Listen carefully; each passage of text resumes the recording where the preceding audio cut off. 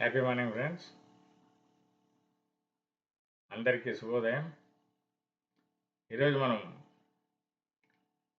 అందరూ కూడా ఎప్పుడుగా హ్యాపీగా ఉండాలంటే కొన్ని టిప్స్ తెలుసుకుందామండి. అందరూ చాలా హ్యాపీగా ఉండాలంటే ఏం చేయాలి అనే కొన్ని టిప్స్ తెలుసుకుందామండి. మీ అందరికీ తెలుసు, ఈ చరాచర జగత్తులో అంటే ఈ విశ్వంలో 84 లక్షల జీవరాశులు ఉన్నాయి. అన్ని జీవరాశులు కూడా చాలా ఆనందంగా, ఆహ్లాదంగా, సంతోషంగా, ప్రశాంతంగా జీవిస్తున్నాయనుకుంటున్నాం. ఎందుకు? ఆ జీవరాశులన్నీ కూడా ప్రకృతితో మమేకమై, ప్రకృతికి అనుగుణంగా చక్కగా వాటికి భగవంతుడు ఏదైతే ఆహారము, స్వేచ్ఛ, శ్వాస, ఇవన్నీ కూడా నీరు అరేంజ్ చేశాడో, అన్నీ కూడా ఇచ్చారో, ఆ యొక్క ప్రకృతి ఏమి ఇచ్చిందో వాటితోనే మమేకమై జీవిస్తున్నాయి కాబట్టి అవి చాలా ఆరోగ్యంగా ఉంటున్నాయి, ఆనందంగా ఉంటున్నాయి, ఫ్రీగా చక్కగా ఉంటున్నాయి. ఏమాత్రము ఇబ్బంది పడడం లేదు. కానీ మానవుని విషయానికొస్తే కొంత శాతము ఆ మానవుడు ఇప్పుడు కూడా చాలా అసంతృప్తిగా, దుఃఖంగా ఉంటున్నాడు. ఈనాడు మనందరికీ తెలుసు, ఆర్టిఫిషియల్ టెక్నాలజీ వచ్చింది. చంద్రమండలాన్ని ఎళ్ళాము. ఎన్నో ఘనకార్యాలు సాధిస్తున్నాము. అద్భుతమైన ఘన విజయాల్ని సాధిస్తున్నాం. అయినా సరే మానవుడు సంతోషంగా ఉండడం లేదు. కారణం కొన్ని మనం ఇప్పుడు డిస్కస్ చేద్దాం. అందరికీ తెలిసినవే. మరి మీ అందరికి కూడా గుర్తు చేస్తున్నాను. ప్రతి ఒక్కరు కూడా ఉదయము బ్రహ్మ ముహూర్తంలో లేయాలి. Number 1 point. బ్రహ్మ ముహూర్తం అంటే తెలుసు మీకు. కనీసం మనకు తెలిసిన బ్రహ్మ ముహూర్తం 4:00 నుంచి 5:30 లోపల ఖచ్చితంగా లేయాలి.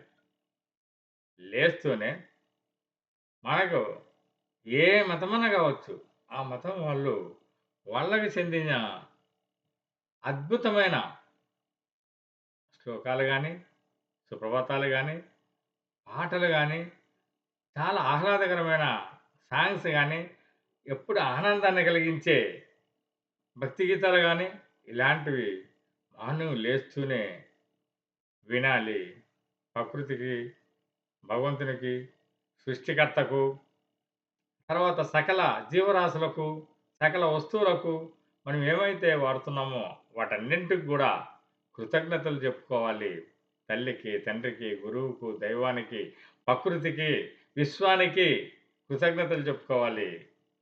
అలా చెప్పుకున్న తర్వాత మనం మన కార్యక్రమాలు మొదలుపెట్టాలి.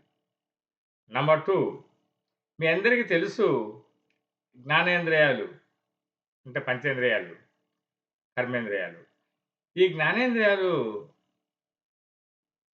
మీ అందరికీ తెలుసు, కన్నులు, ముక్కు, చెవి, నాలుక, చర్మం, ఇయన్నీ గూడా. వీటి పనులు అన్నీ గూడా తెలుసు. కళ్ళు చూస్తాయి, చెవులు వింటాయి, నోరు రుచి చూస్తుంది, చర్మం వచ్చి స్పర్శ, ఇలాగ అన్నీ తెలుసు. కానీ మనం ఏదైతే ఈ యొక్క జ్ఞానేంద్రియాలు, కనవంది యొక్క కర్మేంద్రియాలు, ఈ పంచేంద్రియాలు చేస్తాయో, ఆ పనుల వల్ల, ఆ యొక్క పని చర్య వల్ల మనస్సుకు ప్రభావితం చేస్తుంది మనసుని అని అంటారు పెద్దలు. ఎలాగంటే ఒక ఎగ్జాంపుల్ తెలుసుకుందాం. అందరికీ చూస్తూనే ఉంటారు. కన్నుల గురించి చెప్పుకుందామండి.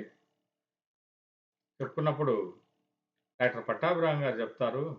ఒకసారి ఆయన ఒక ఇంటికి కౌన్సిలింగ్ ఎళ్లారంట. కౌన్సిలింగ్ ఎళ్తూనే ఇంట్లోకి ఎంటర్ అవుతూనే అటుపక్క చూశారు, ఇటుపక్క చూశారు. లెఫ్ట్ చూస్తేనే అక్కడ అద్భుతమైన ఒక వాల్ పోస్ట్ ఉంది. ఆ వాల్ పోస్ట్‌లో ఒక పిల్ల, ఒక 5 6 ఆడపిల్ల చీపురు నెత్తితో బట్టలు చినిగిపోయినయి చాలా దీనాతిదీనంలో చాలా ఏడుస్తూ కనిపిస్తుంది. విషాదకరంగా ఉంది. ఆ వాల్ పోస్ట్ చూసాడు. రైట్ సైడ్ చూసాడు. ఒక భయంకరమైన సన్నివేశము. దట్టమైన అడవి. అందులో నుంచి ఒక పులి గంతులేస్తూ, గాండ్రిస్తూ వస్తున్నట్లు ఆ దృశ్యం కనిపిస్తుంది. ముందరేమో ఒక లేడీ, ఆ జింక, డీర్ పరిగెత్తుతున్నట్లు ఆ దృశ్యం కనిపిస్తుంది. ఆర్ట్ ఎవరో చాలా అద్భుతంగా ఇచ్చారు. అయి 2 చూస్తూనే అప్పుడు అనిపించింది పట్టాభిరామం గారికి ఇలా సమస్య అర్థమైంది. వెంటనే ఎవరు ఇంట్లో అనేసరికి నమస్కారం అండి అని వచ్చారు. వచ్చిన తర్వాత ఏంటి మీ సమస్య అనంటే, ఏమో గురు ఈ ఇంట్లో ఉన్నప్పుడు హాల్‌లో కూర్చుంటే ఎప్పుడూ ఏదో ఒక యాంగ్జైటీగాను, ఒక చింతగాను, ఒక దుఃఖంగాను అనిపిస్తుంది. అందరికీ అలాగే ఉంది అన్నాను. అంటూనే అప్పుడు వెంటనే ఆయన ఈ 2 వాల్ పోస్టులు తీయించండి. ఈ 2 వాల్ పోస్టులు మన యొక్క మైండ్ మీద విషాదకరంగా యాంగ్జైటీని కలిగించేదట్లా. ఒకటేమో విషాదకరంగా పదే పదే చూడడం వల్ల, ఒకటేమో యాంగ్జైటీ కలిగించేలా ఉండడం వల్ల, వాటి వల్ల మనం ఈ విధంగా ఇబ్బంది పడుతున్నాం. కాబట్టి 2 తీసేసి మీకు ఆహ్లాదకరంగా ఉండే అద్భుతమైన వాల్ పోస్టులైనా పెట్టుకోండి.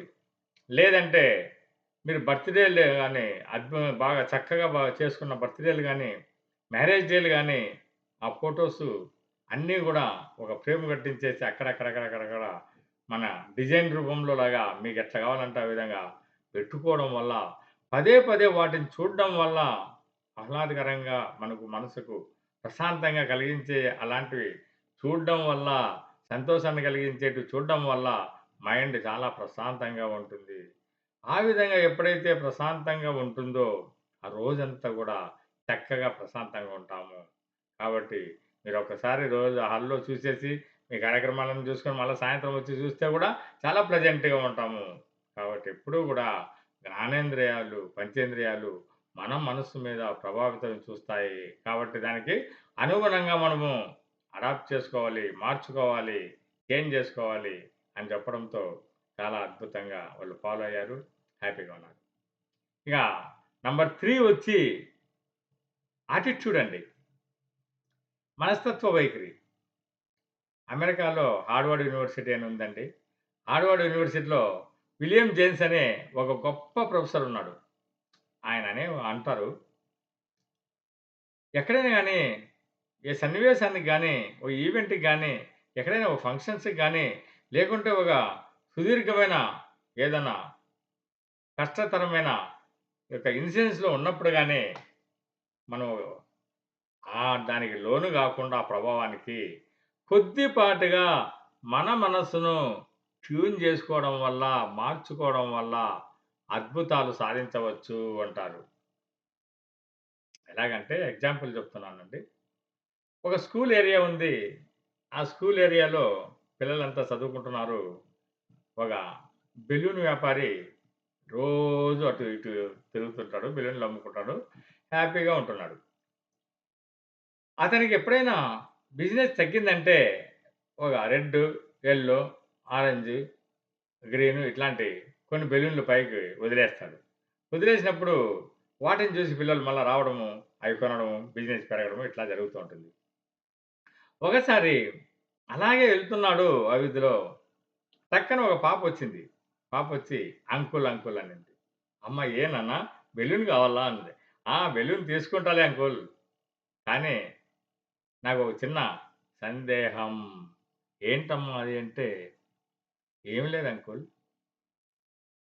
నువ్వు red balloon, orange balloon, green balloon ఇయి వదిలినావు గదా! ఇలాంటివన్నీ కలర్స్ ఉండేటివి. కానీ బ్లాక్ బెలూన్ గూడా ఎగురుతుందా అంకుల్" అన్నాడు. అమ్మా తల్లీ! ఇక్కడ కలర్స్‌లో ఏమీ లేదు. ఆ యొక్క బెలూన్‌లో మనము ఒక తేలికపాటి గాలి ఉండే హీలియం వాయువుని నింపడం వల్ల ఆ బెలూన్లు చాలా అద్భుతంగా ఎగురుతున్నాయమ్మా అన్నాడు. చాలా సంతోషపడి బెలూన్ తీసుకొని అమ్మాయి వెళ్ళిపోయింది. ఇది కూడా మన జీవితానికి వర్తిస్తుంది. మనకెప్పుడైతే ఏదైనా గాని అలాంటి సన్నివేశాలు జరిగినప్పుడు అలాగే కుంగిపోకోకుండా మన యొక్క మనసుని ఆ హీలియంలాగా కొద్దిగా మార్చుకోగలిగితే అద్భుతంగా మరి మనం ఉన్న స్థితి నుంచి ఉన్నత స్థాయికి వెళ్ళవచ్చు అనడానికి చాలా గొప్ప స్టోరీ ఇది.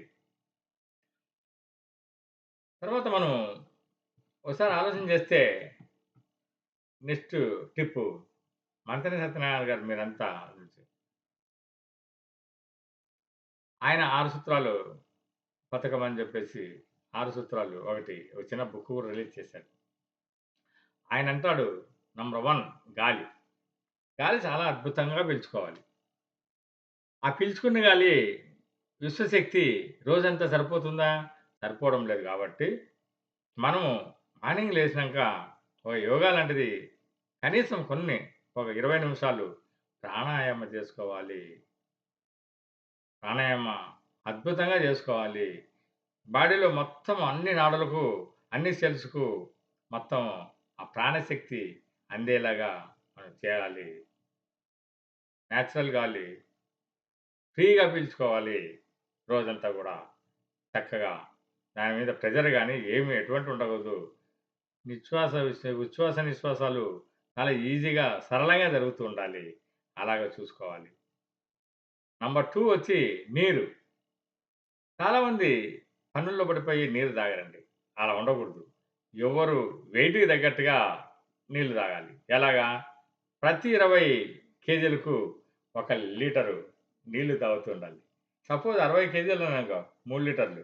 ప్లస్ ఆర్ మైనస్ ఒక హాఫ్ లీటర్ నుంచి 1 లీటర్ వరకు ఎండలకాలం అయితే 1 లీటర్ వరకు కూడా లాగించొచ్చు. అట్లా 4 లీటర్. యావరేజ్‌గా 4 లీటర్సు ప్రతి ఒక్క వ్యక్తి తీసుకున్నట్లయితే చాలా చక్కగా టాక్సిన్స్ అన్నీ గూడా బయటకు పోతాయి. మలినాలన్నీ గూడా బయటకు పోతాయి. మనం హ్యాపీగా ఉండడమే గాకుండా, ఆ జీర్ణశక్తి బాగా చక్కగా జరుగుతుంది. ఎన్నో మనకు మంచి జరగడానికి శరీరంలో ఉపయోగపడుతుంది ఈ వాటర్. మూడోదొచ్చి సమతుల్య ఆహారం అంటారు. సమతుల్య ఆహారం ఎట్లా తీసుకోవాలంటారంటే, ఒక ప్లేట్ తీసుకొని 4 భాగాలు చేసి, ఒక భాగంలో 40% కార్బోహైడ్రేట్స్ తీసుకోవాలండి. రెండో భాగంలో 30% ప్రోటీన్ తీసుకోవాలి. మూడో భాగంలో ఇంకొక 30% ఫ్యాట్ తీసుకోవాలి. నాలుగో భాగంలో 25 గ్రాముల నుంచి 40 గ్రాముల వరకు ఫైబర్ ఉండాలి. ప్రోటీన్‌లో బోలెడంత లిస్టు మీ అందరికీ తెలుసు ప్రోటీను. అన్ని మినరల్స్‌లోను, అన్ని దీంట్లోను, ఆ తర్వాత విత్తనాల్లోను, మొత్తం ఈవెన్ కూరగాయల్లో చాలా దాన్లలో దొరుకుతా ఉంటుంది. అయన్నీ గూడా రోజు మార్చి, రోజు మార్చి, రోజు మార్చి బాగా చక్కగా మార్చుకొని తీసుకోవాలి. ఫ్యాటొచ్చి ఒమేగా 3 అంటే టైపు తీసుకోవాలి. Omega 3 type. ఈ మధ్య మనం ఎక్కువగా 7-9 ఈ ఆయిల్సే ఎక్కువ తీసుకుంటున్నాము. కాబట్టి చాలా మందికి ప్రాబ్లమ్స్ వస్తుంటాయి. సమతుల్య ఆహారం. తర్వాత ఈ విధంగా తీసుకున్న తర్వాత మరి నిద్ర ఉండాలి గదా! చక్కగా. ఆహారం తీసుకున్నాము, నిద్ర ఉండాలి. నిద్ర రోజుకి ఎంతుండాలి? మీ అందరికీ తెలుసు. పిల్లలైతే మరి చాలా చిన్న పిల్లలైతే 12 అవర్స్ గూడా ఉండాలి. చిన్న నెలలు నుంచి సంవత్సరాలు 3 వరకు. ఆ తర్వాత వాళ్ళకు కనీసం 8 అవర్స్ ఉండాలి. ఆ తర్వాత ఒక 50 నుంచి 60 60 అబోవ్ వాళ్ళకు 60 పైనుండే వాళ్ళకు ఒక 4-5 ఆర్ 5-7 4-7 లేకపోతే 5-7 అవర్స్ నిద్ర అనేది కంపల్సరీ ఉండాలండి. యావరేజ్‌గా తీసుకుంటే యువకులు స్థాయి వరకు 50 ఇయర్స్ వరకు ఒక 7-8 అవర్స్. ఆ తర్వాత 60-65 పైన ఉన్న వాళ్ళందరికీ కూడా 5-7 అవర్స్ నిద్ర ఉంటే చాలా చక్కగా ఉంటుంది రోజంతా. ఆ తర్వాత ఎక్సర్సైజ్ అండి. చాలామంది అక్కడ దెబ్బ కొడతా ఉంటుంది.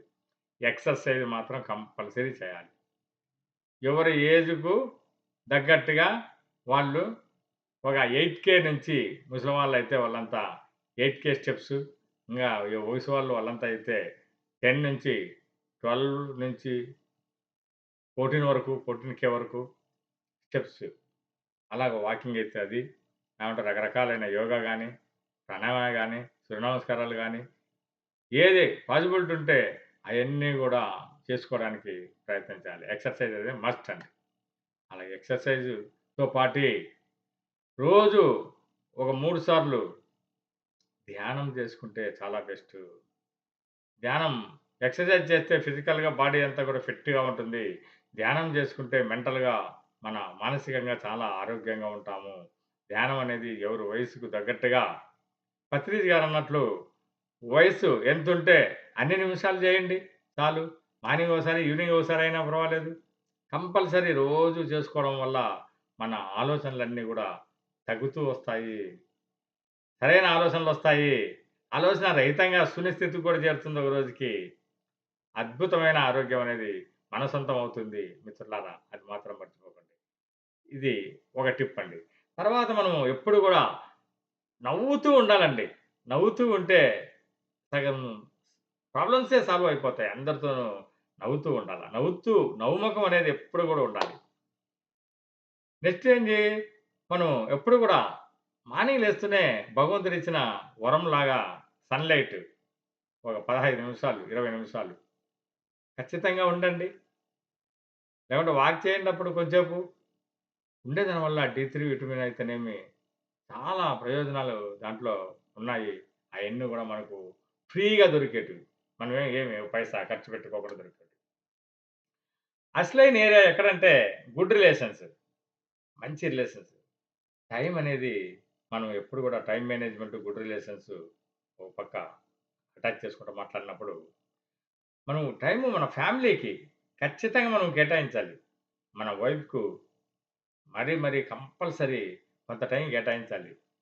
భోంచేసేటప్పుడు అందరూ కలిసి భోంచేయాలి. అందరూ కలిసి భోంచేయాలి. బాగా చక్కగా మాట్లాడుకుంటూ భోంచేయాలి. హ్యాపీగా భోంచేయాలి. అయి చాలా వరకు కరువైనాయి. యంత్రాంగం ఈ యొక్క యాంత్రిక జీవితంలో పడిపోయి ఎవరి పనులోళ్ళు చేసుకుంటూ ఈవెన్ తినేటప్పుడు కూడా ల్యాప్‌టాప్ పెట్టుకొని తినే రోజులొచ్చాయి. అది లేకుండా ఆ రోజంసేపయినా గాని చక్కగా భార్యతో మాట్లాడుతూ, పిల్లలతో మాట్లాడుతూ, ఆనందంగా భోంచేయడం అనేది నేర్చుకోవాలి. టైం అనేది ఫ్యామిలీకి సెపరేట్‌గా కేటాయించుకోవాలి.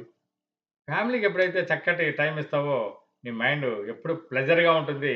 ఎక్కడ పోయినా నీ సక్సెస్ అనేది నీ సొంతమవుతుంది. అది గుడ్ రిలేషన్స్ అనేది అట్లా మెయింటైన్ చేయాలి. అంతే కాకుండా నెక్స్ట్ ఎవరికి ప్రయారిటీ ఇవ్వాలి? రిలేటివ్స్‌కి ప్రయారిటీ ఇవ్వాలి.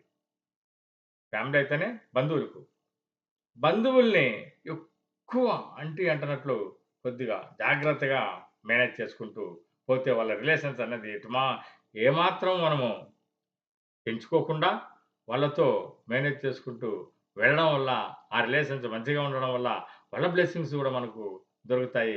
ఆనందంగా ఫంక్షన్ జరిగినప్పుడు ఎప్పుడు గూడా అందరితో కలిసి హ్యాపీగా మ్యారేజెస్‌లోను, బర్త్‌డే పార్టీలు అక్కడ, ఇక్కడ అంతా గూడా కలవడము, హ్యాపీగా ఉండడము చేయాలి. ఎప్పుడు గూడా హ్యాపీగా ఉండే సన్నివేశాలన్నీ గూడా మనం క్రియేట్ చేసుకుంటూ ఉండాలి. దానివల్ల మనము చాలా చక్కగా ఉండడం అనేది జరుగుతుంది. తర్వాత బెస్ట్ రిలేషన్స్ ఎవరితో ఉండాలి? ఫ్రెండ్స్‌తో, స్నేహితులతో ఉండాలి. స్నేహితులతో ఎప్పుడు గూడా మన సొంత బాధలు చెప్పుకుంటూ, వాళ్ళ సొంత బాధలు వింటూ, ఒకరికొకరు సలహాలు ఇచ్చుకుంటూ చక్కగా ఉండడానికి ప్రయత్నం చేస్తాం. ఈ యొక్క సమాజంలో మన చుట్టూ ఉండే వాళ్ళందరిని గూడా హ్యాపీగా ఉంచడానికి కూడా ప్రయత్నం చేయాలి. ఉండేది 4 రోజులు, ఉన్నన్నాళ్ళు బాగుండురా అని చెప్తుంటారు. చాలామంది చెప్తుంటారు. ఉండేది 100 సంవత్సరాలైనా మరి ఉండే ఆ యొక్క 100 సంవత్సరాలు అందరితోనూ మంచిగా ఉండి, చాలా హ్యాపీగా ఉండి, చాలా బాగా కలుస్తాడబ్బా! చాలా చక్కగా అందరితో మాట్లాడతాడబ్బా! అతనే పలకరిస్తాడబ్బా! అనేలాగా బాగా మంచి రిలేషన్స్ స్నేహితులతో అయితేనేమి, బంధువులతో అయితేనేమి, ఇంగా ఇంట్లో మనం చెప్పాల్సిన అవసరంలా ఇంట్లో వాళ్ళని అట్లా ఇట్లా ట్రిప్పులు తీసుకెళ్ళడము, బయటికి తీసుకెళ్ళడము, సినిమాలు తీసుకెళ్ళడము, అప్పుడప్పుడు పెద్ద పెద్ద ఎక్కడన్నా నదులకు తీసుకెళ్ళడము, ఫారెస్ట్‌లోకి తీసుకెళ్ళడము, మరి ప్రకృతికి తీసుకెళ్ళడము, పార్కులకి తీసుకెళ్ళడము ఇలాంటివన్నీ గూడా చేయడం వల్ల మంచి రిలేషన్స్ అనేది మెయింటైన్ అయితది. అది మాత్రం వెరీ, వెరీ, వెరీ ఇంపార్టెంట్ అండి. చక్కగా అందరితో గూడా బాగుండాలి. టైమ్ మేనేజ్‌మెంటు మనం టైమ్ టు టైమ్ ఒక షెడ్యూల్ అనేది ఒక బుక్‌లో రాసుకోవాలి. ఒక చార్ట్ రాసుకోవాలి. ఒక సంకల్పాలనేది మనం రాసుకోవాలి. అయన్నీ గూడా మన యొక్క ఉద్దేశాలేంటి? మన గోల్స్ ఏంటి? షార్ట్ టైమ్ గోల్సా? మిడ్ టైమ్ గోల్సా? లాంగ్ టైమ్ గోల్సా? అన్నీ గూడా రాసుకొని మన చుట్టూ ఎక్కడైతే మనం కూర్చుంటామో అక్కడ, మనం ఎక్కడైతే మనం పడుకుంటామో అక్కడ, మనం ఎక్కడైతే తింటామో అక్కడ గూడా అన్నీ గూడా పేజ్ చేయాలి. ఆ గోల్స్, సంకల్పాలు. ఆ విధంగా టైమ్ షెడ్యూల్ పెట్టుకోవాలి. ఏ టయానికి ఏం జేయాలనేది ముందే అన్నీ గూడా జేసుకోవడం వల్ల టైం అనేది ఎక్కడ కూడా ల్యాప్స్ కాకుండా అద్భుతంగా ఆ టైం అంతా అవుతుంది కాబట్టి ఎక్కడ కూడా టెన్షన్ అనేది రాదు. చాలా హ్యాపీగా ఉంటాము. స్ట్రెస్ అనేది ఉండదు. అన్ని పనులు గూడా చక చక చక జరిగిపోతుంటాయి కాబట్టి ఇబ్బంది లేకుండా ఉంటుంది. ఎప్పుడు గూడా మనం పాజిటివ్‌గా ఉండడానికి ప్రయత్నం చేయాలా? ఏదైనా గాని నెగెటివ్ వచ్చినప్పటికీ ఒక చోట కూర్చొని ఏదైనా అద్భుతంగా, సంతోషంగా ఉండే సన్నివేశాలు ఒక 2 పెట్టుకొని ఎప్పటికైనా వాటిని ఈ నెగెటివ్ దీని మీద మరి రీఫ్రేమ్ జేసుకోవాలి. విషాదకంగా ఉండేది అది గుర్తు తెచ్చుకొని, దాని మీద ఈ యొక్క హ్యాపీగా ఉండే సన్నివేశాన్ని రిపీటెడ్‌గా మనము విజువలైజ్ చేసుకున్నట్లయితే, అది అప్పటికప్పుడు మటమాయమైపోతది. మనసంతా ప్రశాంతమైతుంది. మెడిటేషన్‌లో జేసుకోవాలి. కూర్చొని ఒక కొంచెంసేపు ఒక 5 నిమిషాలు, 10 నిమిషాలు. చాలా చక్కగా తయారవుతుందండి. లేదంటే ఒక ఫ్రెండ్స్‌కి ఏదైనా ఫోను జేసి, ఫ్రెండ్‌తో హ్యాపీగా మంచి ఫ్రెండ్, బాజం ఫ్రెండ్స్ ఉంటారు చూడు. అట్లాంటి వాళ్ళతో మాట్లాడడం వల్ల గూడా మీకు చక్కటి రిలీఫ్ అనేది వచ్చి రావడం జరుగుతుంది. ఇంకోటి ఎప్పుడు గూడా మనం మాట్లాడే కమ్యూనికేషన్ అనేది స్కిల్స్ బాగా అద్భుతంగా పెంచుకోవాలండి. మాట్లాడనేది బాగా రావాలి. ఆ విధంగా చేసుకోవాలంటే ఏం జేయాలా? జ్ఞానం రావాలి. భగవద్గీతలో గూడా కృష్ణ భగవానుడు జెప్తాడు. ఏమని? కర్మ ఆహ్, జ్ఞ జ్ఞానం వల్ల కర్మ నశింపబడుతుంది అని జెప్తారు. కాబట్టి అది వెరీ, వెరీ ఇంపార్టెంటు. జ్ఞానం ఎప్పుడైతే మనం పెంచుకుంటామో కర్మలన్నీ గూడా చెడు అంతా గూడా తొలుగుతూ పోతుంది మనసులో నుంచి. ఎప్పుడు గూడా మనం పాజిటివ్‌గా ఉండడానికి ప్రయత్నం జేయాలి. చక్కగా జ్ఞానాన్ని పెంచుకోవాలి. అంతేగాదు ఎప్పుడు గూడా మన సెలక్షన్ ఎట్లుండాలంటే, మనం గొప్పవాళ్ళం గావాల, ఉన్నత స్థితి నుంచి ఉన్నత స్థితికి పెరగాలి అంటే, సక్సెస్‌ఫుల్ పీపుల్, సక్సెస్ పీపుల్ వాళ్ళ యొక్క స్టోరీలయితేనేమి, వాళ్ళ యొక్క జీవిత చరిత్రలయితేనేమి, వాళ్ళ యొక్క వీడియోస్ అయితేనేమి, తరచుగా మనము చూస్తూ ఉండాలి. కొన్ని పాయింట్లు నోట్ చేసుకుంటూ ఉండాలి. ఎప్పుడు గూడా హార్డ్ వర్క్ చేయాలండి. హార్డ్ వర్క్ చేస్తే ముందు ఆహ్, గు మన ఎప్పుడు గూడా ఇంజినీర్ గారున్నారు ఆయన. చాలా చెప్పేవాళ్ళు ఎప్పుడు గూడా. హార్డ్ వర్క్ చేయాలండి. ఎప్పుడు గూడా కష్టపడి హార్డ్ వర్క్ చేస్తే మనకు ఫలితం అనేది చాలా ఈజీగా ఉంటుంది.